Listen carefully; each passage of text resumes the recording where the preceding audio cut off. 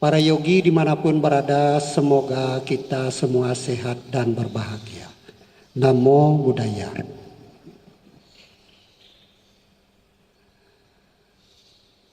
Iya. Hidup kita ini memiliki tujuan. Apa tujuan hidup kita? Tujuan hidup kita bisa dibagi menjadi dua,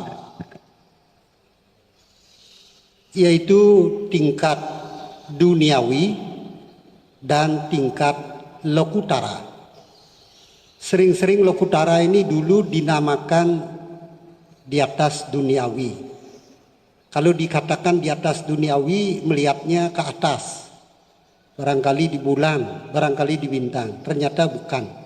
Yang dimaksud di atas duniawi, lokutara mencapai tingkat-tingkat kesucian dari tingkat yang pertama sampai tingkat yang keempat.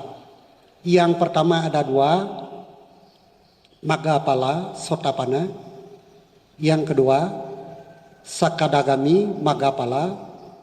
Yang ketiga, Anagami, Maggapala. Yang keempat, Arahata, Maggapala. Jadi merupakan 4 pasang makhluk suci. 4 pasang ini maksudnya Sotapanna ada 1 pasang, Maggapala. Sakadagami ada 1 pasang, Maggapala, dan seterusnya. Nah, ini tujuan hidup kita. Kalau tingkat duniawi, Atta Lokadama, Laba Alaba, Yasa Ayasa, Ninda Pasangsa, Suka Duka. Laba Alaba, laba mendapat, alaba tidak mendapat. Untung rugi.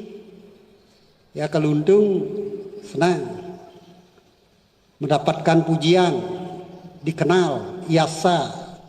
Kalau rugi, ayasa, tidak dikenal. Ya, kalau muncul itu beruntung, dikenal sama orang. Kalau rugi, ya diketahui tapi tidak populer, tidak dikenal. Jadikan pembicaraan juga. Baik yang beruntung maupun yang rugi dijadikan pembicaraan. Apapun, apakah kita berdiri, komentarnya berdiri. Apakah kita jongkok, komentarnya jongkok. Apakah kita berbaring, komentarnya berbaring. Apapun yang kita lakukan. Menghadap ke timur, menghadap ke selatan, ke barat, ke utara, ada komentarnya. Tapi kalau kita sudah berjalan di jalan dhamma, kebenaran, komentar yang kita dapatkan selalu baik. Kalau kita berbuat baik, komentarnya baik. Kalau kita berbuat benar, komentarnya benar. Tidak apa-apa. Kecuali kalau kita berbuat tidak baik, komentar yang kita dapatkan tidak baik, menyebar kemana-mana, malu. Demikian pula kalau perbuatan benar yang kita lakukan, walaupun dibicarakan sampai ke alam halus, arupa, tidak apa-apa. Dan semua perbuatan kita ini berakibat. Ini hukum, kita berbicara hukum yang ditemukan oleh guru agung kita. Hanya para Buddha yang mampu menemukan hukum ini. Hukum alam ini tidak dibuat oleh manusia. Ada. Di alam semesta dia ada. Apakah para tathagata muncul di dunia ini atau tidak muncul di dunia ini, hukum itu tetap ada. Ya, tetap ada. Sang Buddha tidak mengatakan kekal. Di dalam buku Parita Biru disebutkan hukum ini tetap ada. Apakah itu kekal atau tidak kekal, nanti tidak sesuai dengan tulisannya.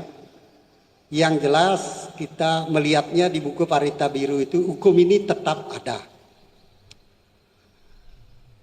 Apakah kita melakukannya perbuatan dengan sembunyi-sembunyi, malu diketahui sama orang, berdana sembunyi-sembunyi, bagus, tidak apa-apa.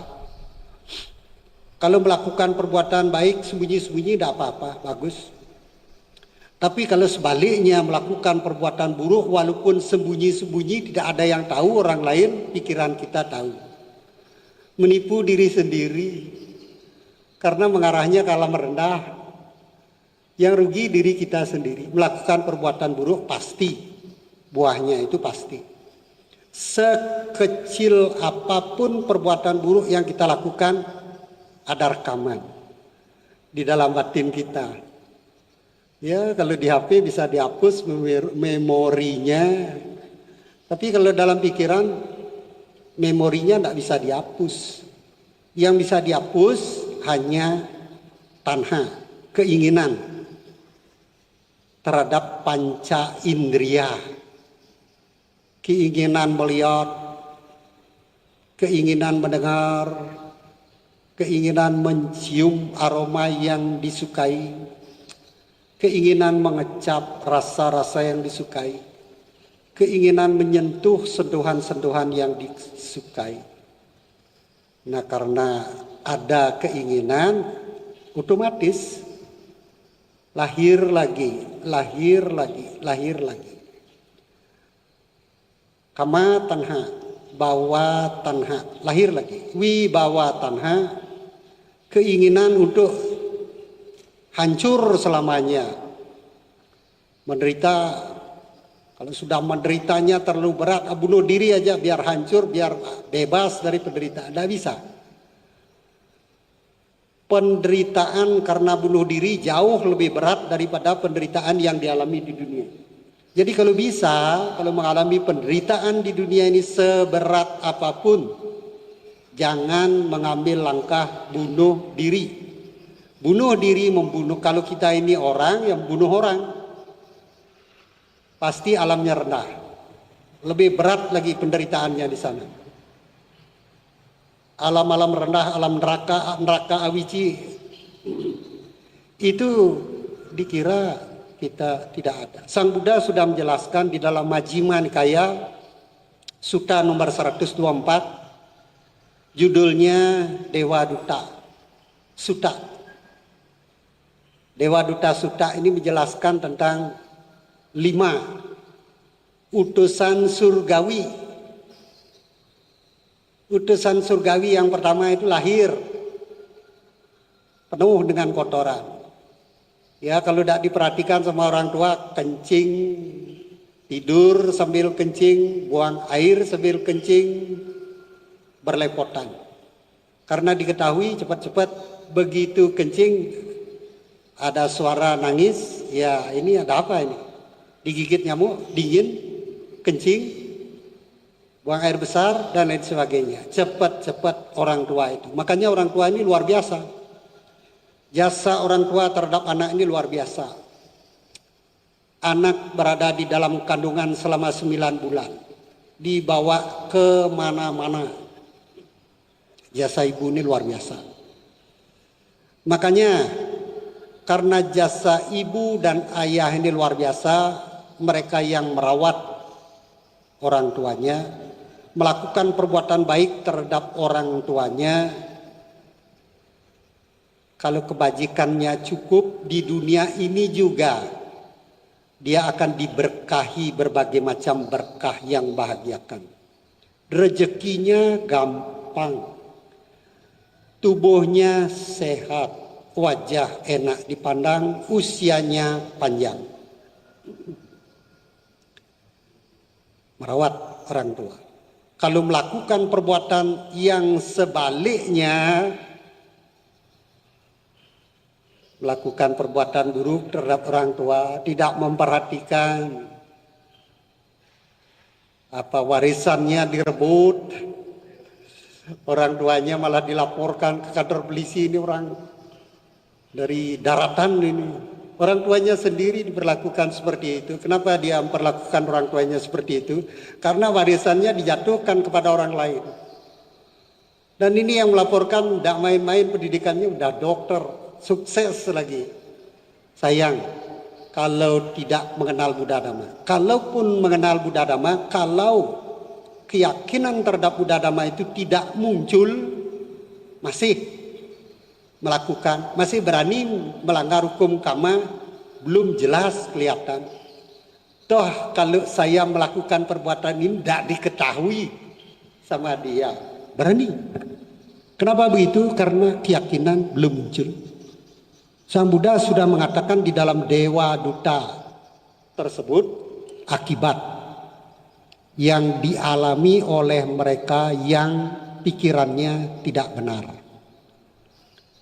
ucapannya tidak benar, perbuatannya tidak benar, mengarah ke alam rendah. Semakin kuat, semakin banyak, nah ini alam rendahnya semakin kuat, jadinya penderitaannya semakin kuat. Alam neraka itu 7 tingkat. Yang terberat itu boleh dibaca. Ini bukan karangan ini Sang Buddha sendiri menjelaskan tentang Dewa Duta Sutta, bagaimana keadaan neraka. Kenapa begitu? Karena sering kita diberi petunjuk-petunjuk supaya bisa lahir bahagia di dunia ini, bahagia di kelahiran-kelahiran berikutnya. Pada waktu mencari yang membahagiakan, sering-sering kita ini ya ucapannya salah, perbuatannya salah, dengan timbangan, mencampur barangnya dengan, misalnya kalau kopi saya dengar itu dicampur dengan bata merah, itu ditumbuk begitu, dicampur di kopi. Ini juga pelanggaran. Walaupun yang membeli ada yang tahu, ada yang tidak. Ini minuman yang masuk ke dalam perut, ini memberikan akibat yang tidak baik. Semakin banyak, semakin kuat niatnya, alamnya juga semakin rendah. 7 tingkat alam neraka. Yang paling berat itu di dalam Dewa Duta Sutta itu disebutkan awici neraka. Neraka besar, luasnya 100 yojana. 1 yojana 16 kilo, berarti 1600 kilo. Saya juga tidak tahu apakah alam neraka itu hanya 1600 kilo ataukah bagaimana. Mereka yang melakukan perbuatan-perbuatan buruk seperti garuka kama, ataupun kalau melakukan perbuatan buruk tidak garuka kama, tapi kalau sering melakukan perbuatan-perbuatan buruk, perbuatan baiknya tidak imbang, bisa juga jatuhnya ke alam rendah sampai alamnya neraka. Walaupun nerakanya tidak terlalu berat. Alam neraka disebutkan seperti ruangan-ruangan, tapi hanya disebutkan luasnya 1600 kilo. Satu ruangan entah berapa ukurannya tidak disebutkan, hanya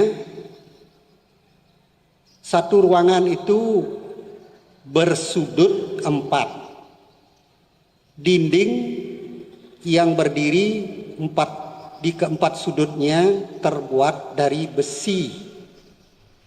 Di bagian utara, timur, selatan, barat, besi semua. Atapnya juga besi. Lantainya juga besi.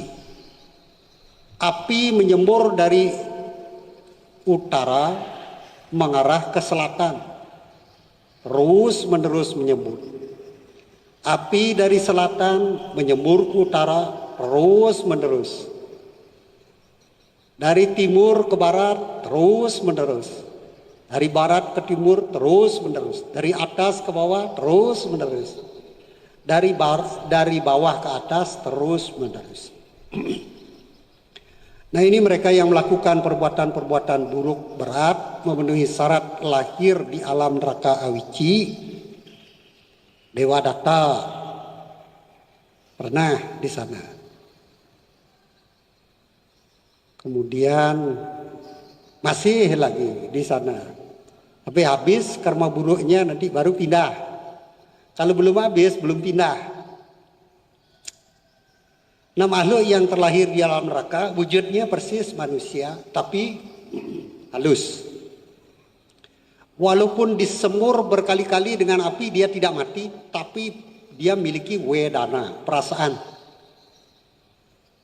Rasa sakitnya luar biasa terus menerus. Nah, disebutkan di sana, boleh dibaca tuh, ketik di Google, Dewa Duta Suta, Suta nomor 124, Majjhima Nikaya, buku ketiga. Sana disebutkan, alam neraka ini juga bertingkat. Alam neraka Awici saja tingkatannya, ada neraka api, ada neraka kotoran, ada neraka pohon simbali, daunnya tajam, ranting-ranting tajam, jadi makhluk-makhluknya lari di sana pada kesakitan. Tapi dia tidak mati, karena halus dia, hanya menderita kesakitan. Kalau di alam neraka yang namanya kotoran, di sana ada makhluk-makhluk mulutnya runcing seperti jarum, bisa menembus kulit, bisa menembus daging, bisa menembus otot, bisa menembus tulang. Nah, ini apakah corona termasuk, apakah tidak, ini saya juga tidak tahu. Runcing, disebutkan sana runcing, kemudian sumsumnya dimakan. Mati dia makhluknya enggak. Makhluk di alam neraka kalau kekuatan karma buruknya enggak habis masih di sana. Nah, disebutkan setelah berada lama di alam neraka nanti pintu timur terbuka. Nah, makhluk-makhluk yang ada di alam neraka pada berlarian ke pintu timur. Belum sampai di pintu timur, tahu-tahu pintu timurnya tertutup lagi. Kakinya mengelupas, kulitnya mengelupas, aduh, terbakar. Tapi tidak mati. Itu beratnya dan lama sekali.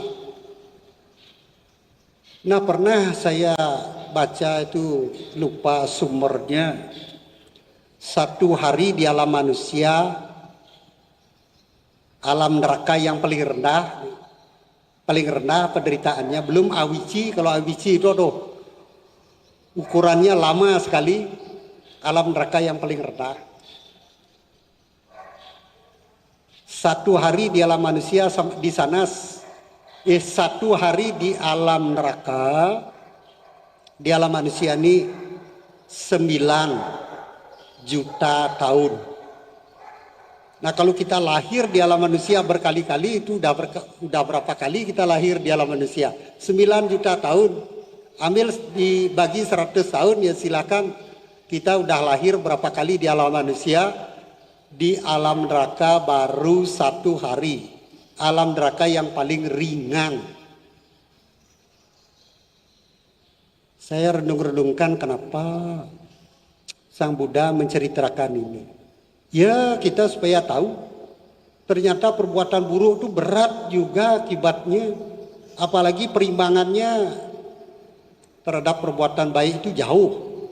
Melakukan perbuatan baik kecil, perbuatan buruknya besar, penderitaannya jadi besar.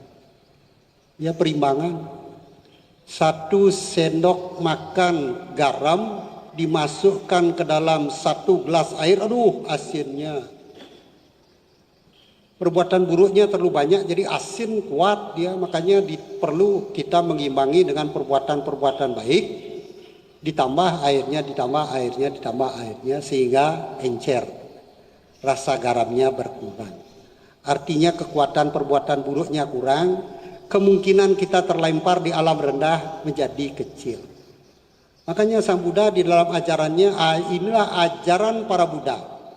Kalau menunggu Buddha berikutnya, Buddha Maitreya, ajarannya apa? Sama dengan Buddha Gotama. Inti ajarannya sabba papassa akarana, tidak melakukan segala bentuk kejahatan. Sama. Kusalasu pasampada, senantiasa, baik pagi, siang, sore, baik malam sebelum terlelap, kepada siapa saja yang terdekat, kepada diri sendiri. Kalau sudah dikasih tahu pakai masker, ya pakai masker, cuci tangan, pakaian bersih telah keluar, ya dibersihkan. Jaga antibodi dengan bergembira, melakukan banyak kebajikan, lakukan. Rawat tubuh supaya sehat dengan makanan dan sebagainya. Nah, ini kepada diri sendiri melakukan perbuatan baik. Kemudian kepada istri, anak, yang terdekat dulu pada diri sendiri. Kalau diri sendiri tidak dirawat, kita sakit-sakitan, gimana bisa melakukan perbuatan baik kepada orang lain? Apalagi jaraknya jauh, udah sakit. Gitu. Perbuatan baik ini kepada diri sendiri dulu.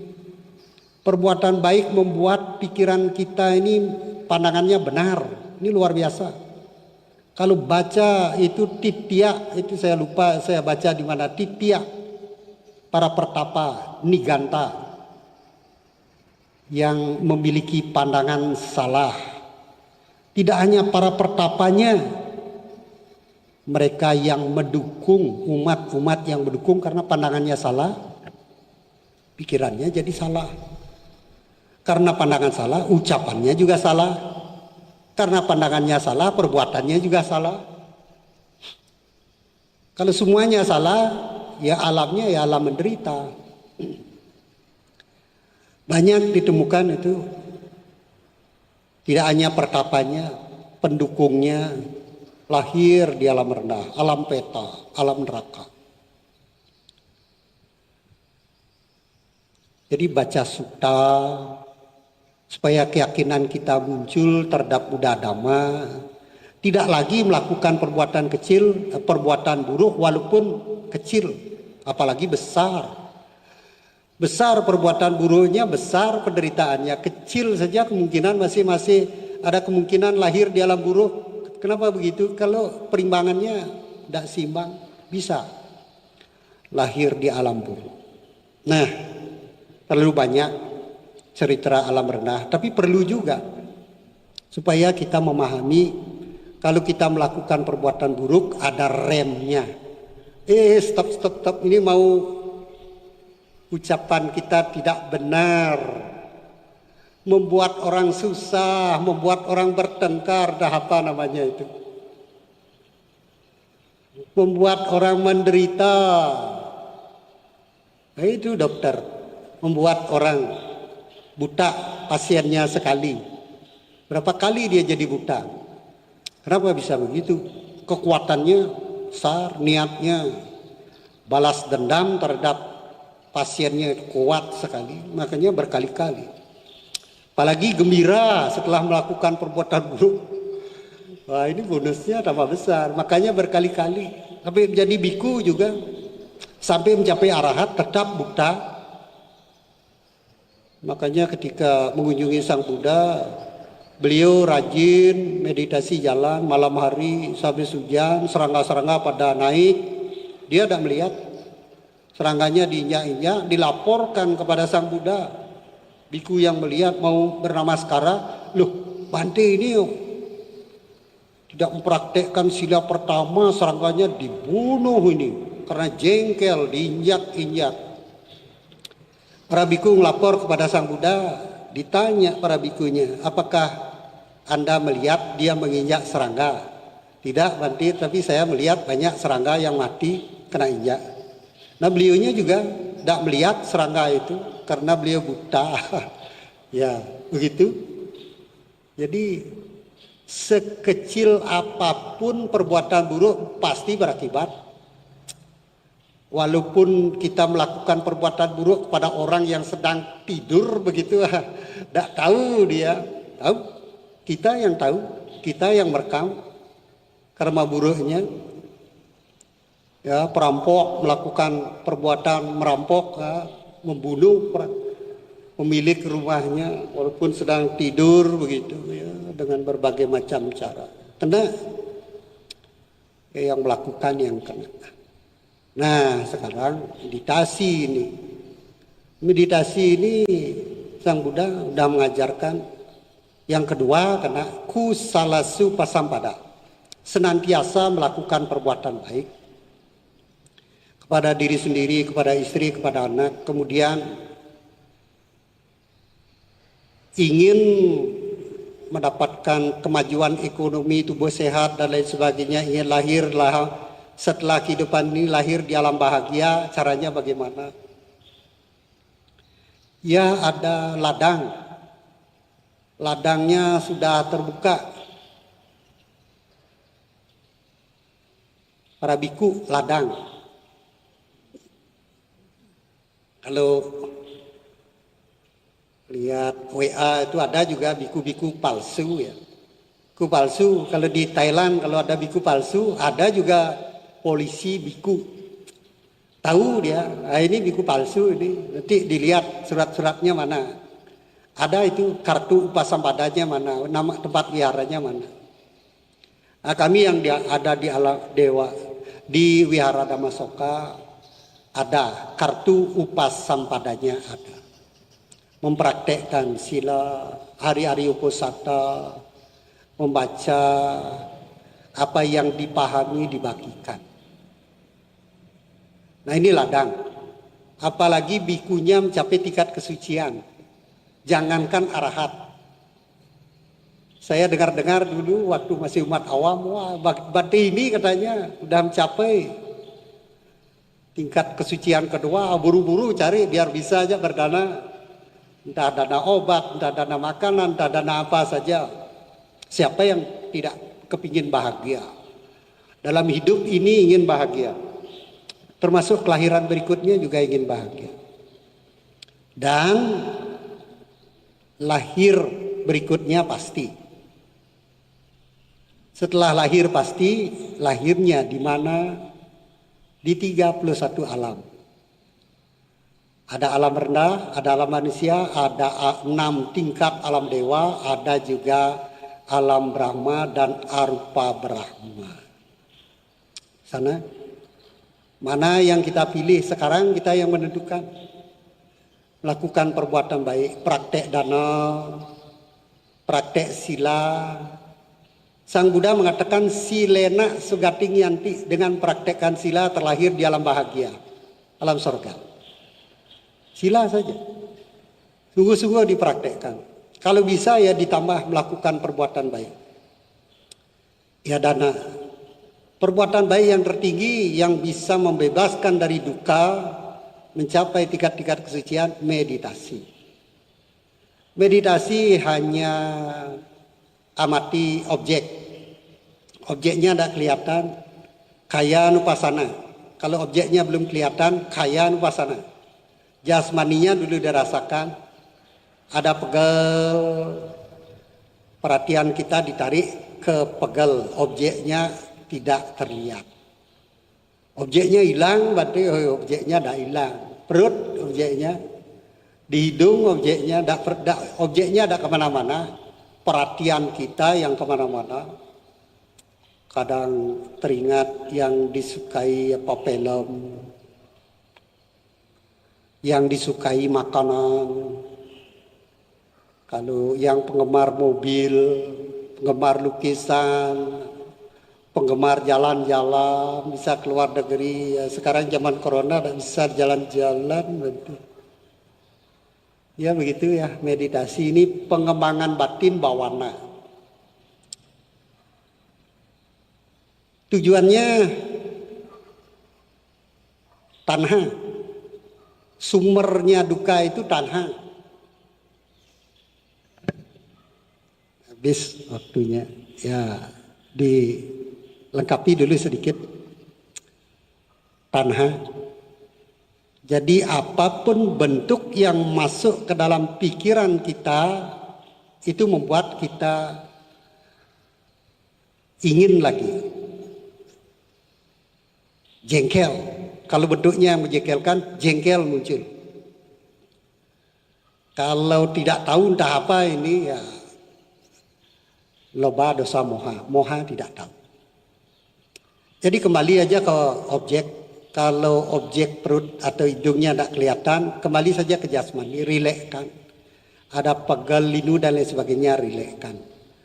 Baik berdiri baik berjalan, baik duduk, baik berbaring, selagi tiada lelap, selagi belum terlelap, tekun membuang kotoran yang ada dalam batin kita, bentuk-bentuk yang menyebabkan kita menambah loba, menambah dosa, menambah ketidaktahuan.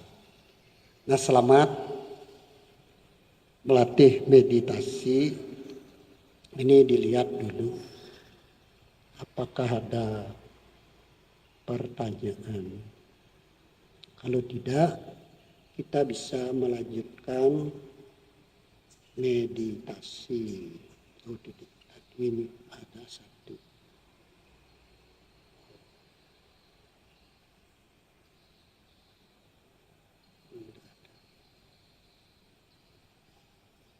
Heni Sutanto. Namo Buddhaya Bante. Mengapa di alam neraka tidak ada batas kehidupan? Ada. Batasnya ada. Tadi sudah dikatakan di alam neraka yang paling rendah satu hari di alam neraka yang paling rendah sama dengan kita di sini 9 juta tahun. Itu yang paling rendah. Terus semakin naik, makin lama, makin naik, makin lama, makin berat penderitaan kita, makin lama di sana. Kalau alam nerakanya awici disebutkan tak terbatas. Tak terbatas ini masih ada batasnya, artinya kalau berdasarkan hitungan di alam manusia itu tidak mampu menghitung.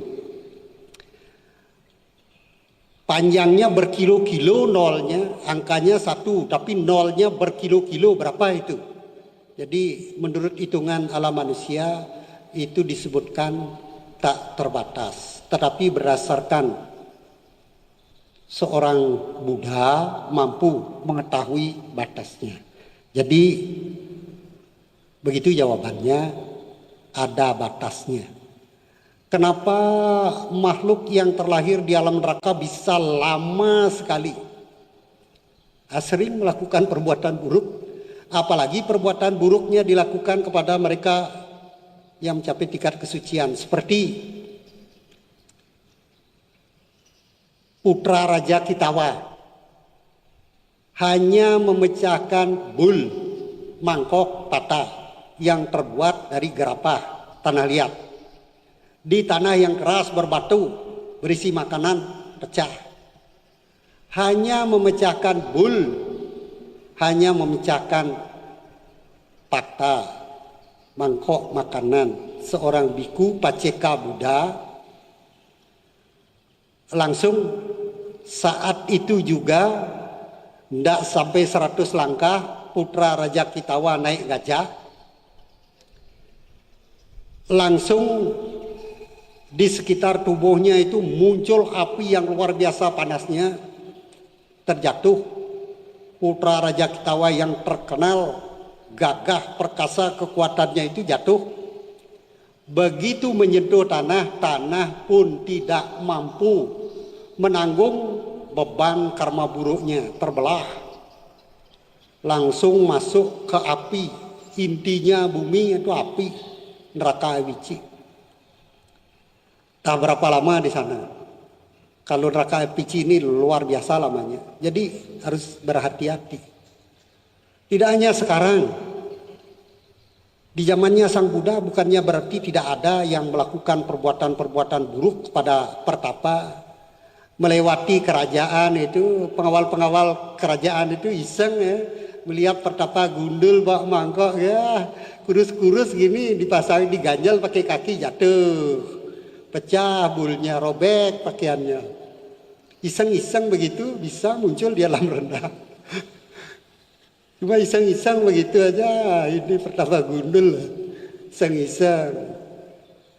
Kalau baca Wimana Watu itu seorang gadis tidak memiliki pandangan benar, pandangannya tidak memiliki keyakinan terhadap Buddha Dhamma. Terus ada seorang laki-laki termasuk keluarganya itu.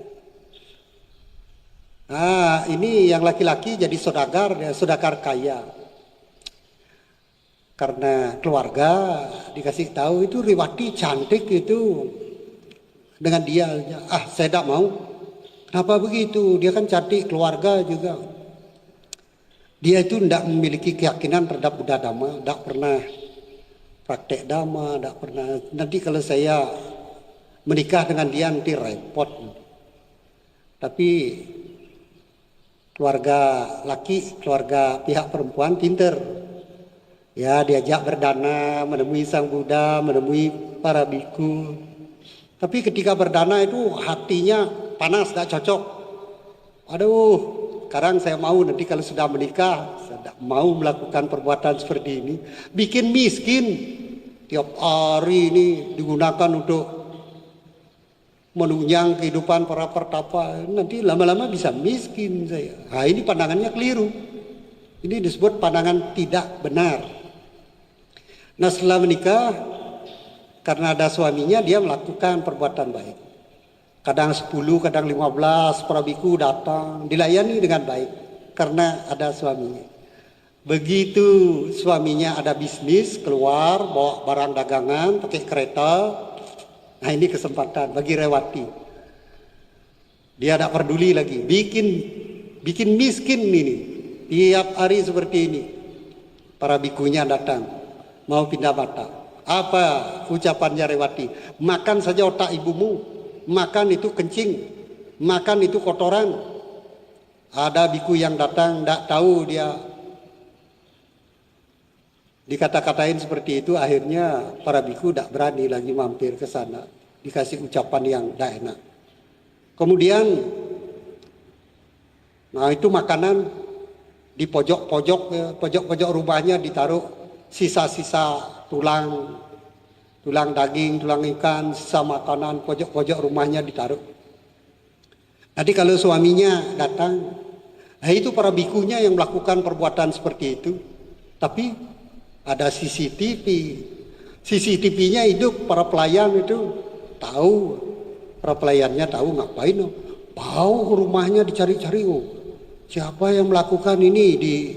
Diintip, tahu-tahu dia yang melakukan perbuatan buruk. Begitu bosnya datang, kenapa rumah seperti ini? Istrinya bilang, para biku itu melempar makanan sana sini, rumah jadi kotor. Karena suaminya ini orang bijaksana, tidak mudah percaya. Cari informasi, para pelayannya banyak. Satu persatu pelayannya ditanya. Tidak ada yang berani memberikan jawaban. Takut nanti dipecat sama Rewati. Bilang saja ada apa-apa. Akhirnya satu persatu mengatakan, itu bos yang naruh ibu Rewati yang menghambur-hamburkan makanan. Saya tidak tahu kenapa sebabnya. Nah, karena sudah melakukan perbuatan seperti itu, akhirnya Rewati dicerai. Walaupun dicerai, separuh dari harta kekayaan suaminya dikasih dia. Rumah juga dikasih. Nah, sekarang dia punya rumah sendiri. Udah cerai. Terus dia ngumpat-ngumpat. Gara-gara biku ini saya dicerai. Tiap ada biku lewat diumpat-umpat. Akhirnya apa? Diketahui. Para Yaka mengetahui itu, rajanya Yaka mengetahui, aduh Rewati ini karma buruknya sudah memenuhi syarat lahir di alam neraka ini. Alam neraka sangsawaka, alam neraka kotoran. Itu Yaka, kumisnya seperti kawat, jenggotnya seperti kawat, giginya kuning seperti tembaga, matanya merah menyala, rambutnya seperti kawat. Gitu disebutkan di dalam Dhamma pada kata-kata. Rewati, kamu memiliki perbuatan buruk, besok kamu akan diambil, dilempar ke alam neraka. Naik dia. ke rumahnya tingkat 7, semua pintu dikunci, dikira yakaknya tidak bisa masuk kan. Orang yakak malu halus. Nah, akhirnya keesokan harinya yakaknya datang, terbang langsung masuk, dicengkram lehernya, walaupun dia teriak-teriak, dilemparkan ke alam neraka. Karena sudah karma buruknya terlalu banyak, sudah saatnya. Nah, oleh karena itu Sang Buddha ini mengajarkan inti ajaran Buddha Dhamma ini supaya kita aman, supaya kita tidak muncul di alam rendah. Ya, walaupun kita ini biku Dewa Datta, ya biku. Biku-biku yang lain kelompoknya Dewa Datta itu ya biku semua. Karena pandangannya keliru, perbuatannya keliru, bisa muncul di alam rendah. Nah, oleh karena itu termasuk biku-biku palsu ya. Biku palsu ada juga. Ya, nanti ada biku, polisi biku seperti tadi, tahu ini bikunya palsu nih. Gerak-geriknya kelihatan. Kalau polisi biku tahu dia, polisi biku ya biku juga, tapi mengawasi mana biku yang asli, mana yang tidak. Kalau tidak diawasi nanti biku yang asli bisa tercemar oleh perilaku biku yang palsu. Ya, bagus sekali. Ini pertanyaannya memberi inspirasi juga kepada kita semua, termasuk para biku nanti lebih giat lagi mencari sumber di Tripitaka. Jadi ada ide untuk mendapatkan topik. Ya. Nah, kemudian Leonardo Lee Bante, bisakah makhluk-makhluk yang terlahir di alam neraka mengingat perbuatan baik yang dilakukan makhluk tersebut semasa hidup sebagai manusia? Adakah cerita di sutta jika Sang Buddha atau muridnya? Ya, kalau sudah masuk alam neraka, penderitaan terus menerus, tidak ada berbaring, tidak ada duduk, tidak ada berdiri, tidak ada makan, tidak ada minum, tidak ada istirahat, semuanya tidak ada. Kalau di alam manusia ngantuk bisa berbaring, capek bisa duduk, bisa meditasi, bisa jalan-jalan. Kalau di alam neraka itu tidak ada. Terus menerus penderitaan, terus menerus penderitaan. Jadi ketika makhluk neraka berada di alam neraka, dia tidak bisa ingat dengan perbuatan baik yang pernah dia lakukan, kecuali karma buruk yang menunjang dia di alam neraka habis. Seperti yang dilakukan oleh putra Raja Kitawa. Nah, putra Raja Kitawa ini saya sekarang udah ingat, ada di dalam peta waktu. Penjelasannya ada di dalam peta waktu. Tapi peta waktu ada 3 jilid, 1, 2, 3, sepertinya di buku yang ketiga. Nanti kalau ada yang bertanya, saya jelaskan, saya cari informasinya. Kalau putra Raja Kitawa ini setelah lama di alam neraka, kemudian karma buruknya habis di alam neraka, muncul di alam peta. Bertingkat dulu, alam peta dulu, kelaparan, kehausan terus menerus. Nah, habis karma buruknya di alam neraka, di alam peta, barulah muncul di alam manusia. Jadi anak nelayan. Nah, ketika putra Raja Kitawa ini sudah habis karma buruknya di alam neraka, habis karma buruknya di alam peta, muncul di alam manusia, perilakunya menjadi baik. Kenapa begitu? Karena dia mampu mengingat. Khusus ini, apakah yang lain juga mampu ataukah bagaimana? Saya baru baca yang ini, khusus ini dulu. Putra Raja Kitawa memiliki kemampuan mengingat bagaimana di alam neraka penderitaannya, bagaimana di alam peta penderitaannya, sehingga perilakunya sekarang jadi baik. Sanak saudaranya pergi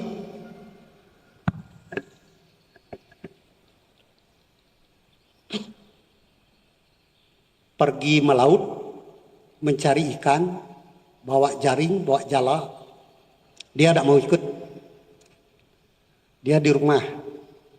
Nah, jala atau jaring yang dia tinggal di rumah oleh keluarganya dirusak sama dia. Ikan-ikan yang sudah ditangkap itu dilepaskan sama dia. Nah, sekali dua kali belum diketahui sama keluarganya. Pulang dari melaut, pulang dari mencari ikan, tidak diketahui. Tetapi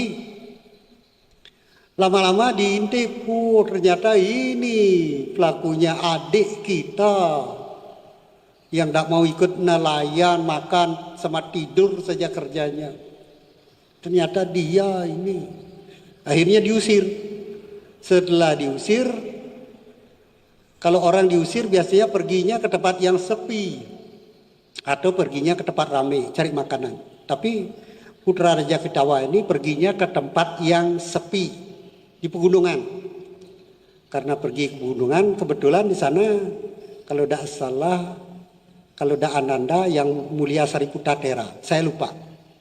Itu ada.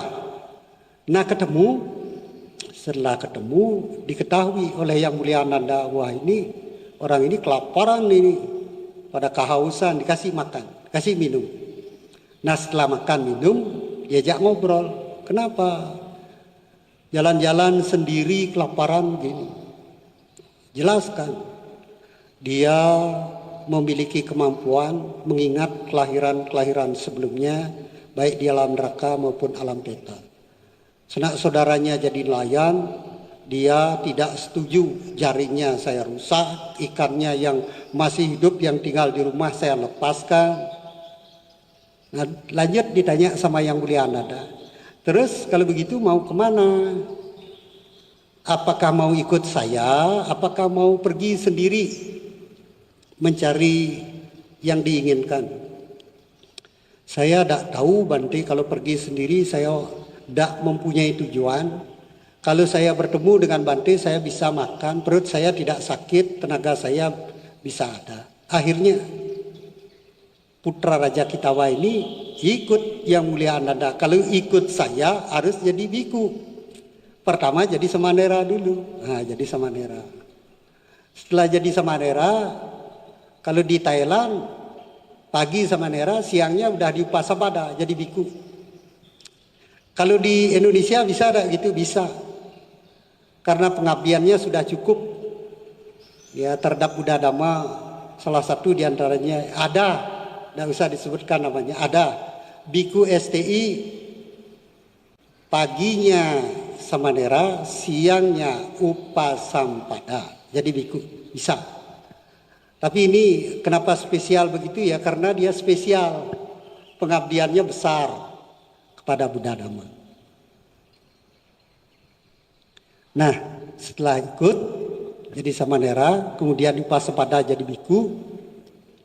Nah, ini sebenarnya Putra Raja Kitawa ini ketika dulu bertemu dengan Paceka Buddha, dia sebenarnya sudah memenuhi syarat untuk mencapai tingkat-tingkat kesucian. Tetapi karena angkuh, merasa diri tinggi, akunya besar, saya Putra Raja Kitawa. Kamu gundul mau apa? Saya memecahkan kamu itu mau apa? Jangan memandang saya seperti itu. Paceka Buddhanya terus memancarkan metta kepada Putra Raja Kitawa. Kasihan, ini bisa terlahir di alam rendah. Semoga dia tidak terlahir di alam rendah. Sudah dikasih pancaran metta seperti itu, malah muncul juga di alam rendah. Benarnya ketika bertemu dengan Paceka Buddha, kalau dia hanya turun mencangkupkan tangan, walaupun tidak menjadi biku, walaupun tidak meditasi, itu alamnya sudah tinggi, alam surganya. Nah ini Putra Raja Kitawa akhirnya jadi arahat. Setelah jadi arahat, sanak saudaranya dia mau kembali, tahu-tahu sanak saudaranya pada meninggal semua. Dia amat-amati sanak saudaranya pada lahir di alam peta, pada kelaparan, kehausan begitu. Nah salah seorang di antara kakaknya itu paling sayang dengan adiknya ini yang kemudian jadi biku, jadi arahat. Tidak ada yang berani mendekati. Kita di sini sekarang kelaparan. Anak kita yang kita usir sekarang sudah jadi biku. Bagaimana?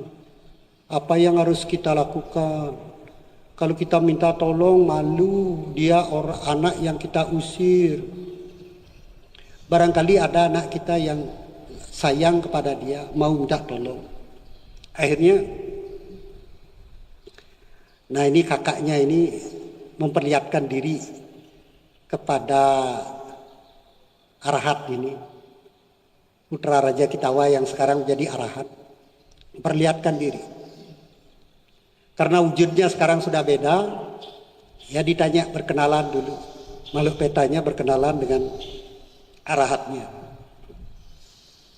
Siapa Anda yang berdiri di depan saya ini? Rambut awut-awutan, mata merah, tubuh kurus tinggal kulit pembalut tulang. Tidak makan-makan. Siapa Anda? Saya kakakmu yang menyayangimu. Kenapa Anda sekarang seperti ini? Ya, saya lahir di alam peta karena perbuatan membunuh banyak makhluk, nangkap ikan. Terus adik sama kakak saya, ibu sama bapak saya bagaimana? Semua mereka kumpul di sana, tidak berani mendekat ke sini. Mereka malu karena telah mengusir. Tidak apa-apa, saya akan menolong. Nah ditolong. Dia bilang pada Ananda, kepada biku-biku yang lain, caranya menolong, lapor kepada raja. Raja, ini sanak saudaranya lahir di dalam peta, kami mohon bantuan. Ya, saya memberi izin. Dibuatkan kuti di dekat hutan, semuanya terbuat dari kayu, atapnya dari daun, kemudian gelar tikar, bikunya Raja berdana.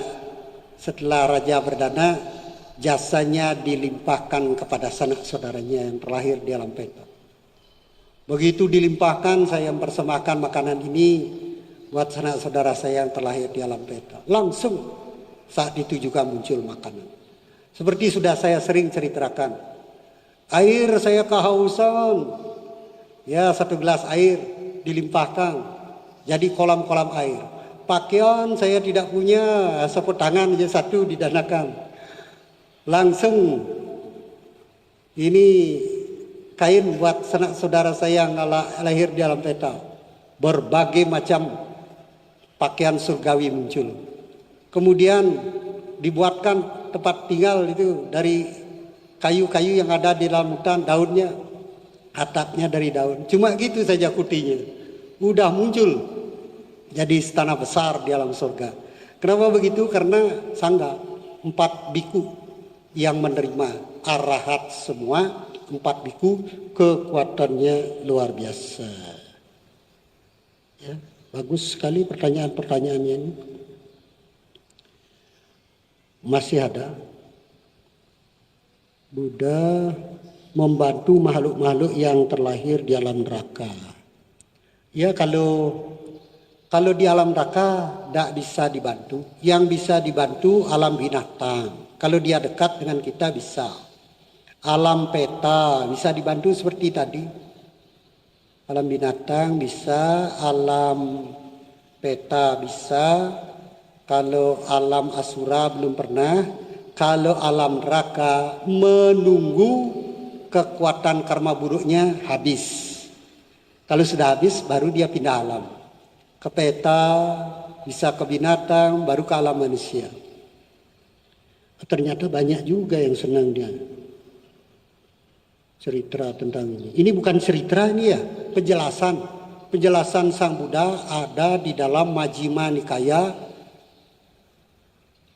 Dewa Duta Sutta.